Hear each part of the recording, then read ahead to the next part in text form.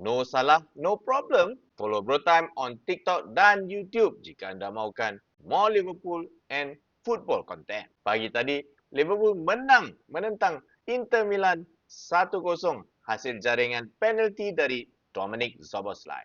Untuk aku, penalti ni is very soft lah. Sebenarnya Bastoni ni pun tak patut tarik baju Florian Wirtz ni. Tapi of course, aku akan ambil the 3 points. Seriously, banyak talking points yang tak berkaitan dengan bola sepak sebelum dan selepas perlawanan. Tapi ini highlight aku untuk perlawanan pagi tadi.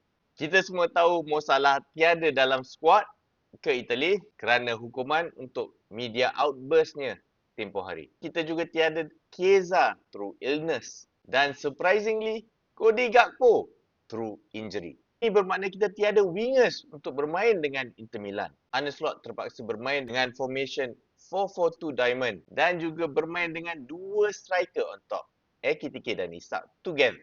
And you know what? Liverpool nampak sesuai dan comfortable dengan formation ni. Nampak kita ada control di midfield. Ini stats kita semalam.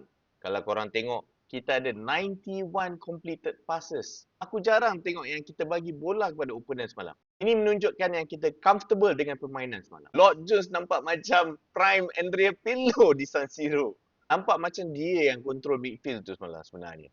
Starting Robo on the left, terbukti yang kita perlukan dia dari segi confidence dan dangerous crosses in the box. Clean sheet lagi. Aku nak bagi special mention tu Ibrahima Konate. Dia nampak macam prime Konate. Macam sebelum-sebelum ni. Dia nampak kompos di tengah. Pada pendapat aku rasa gandingan Ekitike dan Alexander Isak ni boleh improve lagi kalau diberikan more game time. For this game, aku akan bagi kredit kepada Arne Slot kerana game plan dia versus Inter Milan ni mendatangkan hasil. Dia berjaya dengan formation 4-4-2 ni dan juga substitution dia semua aku rasa on point. Persoalan dia sekarang adalah patutkah kita main formation 4-4-2 ni instead of 4-3-3? By the way, ini formation yang kita main versus Eintracht Frankfurt yang kita menang 5-1 hari tu. Jujur aku cakap, aku rasa 4-4-2 punya formation ni lagi suitable untuk players yang kita ada sekarang ni.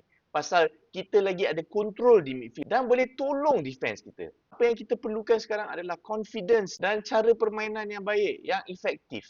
Korang setuju tak? Formation ni lagi sesuai dengan formation kita yang sebelum ni, 4-3-3. Bermain dengan wingers.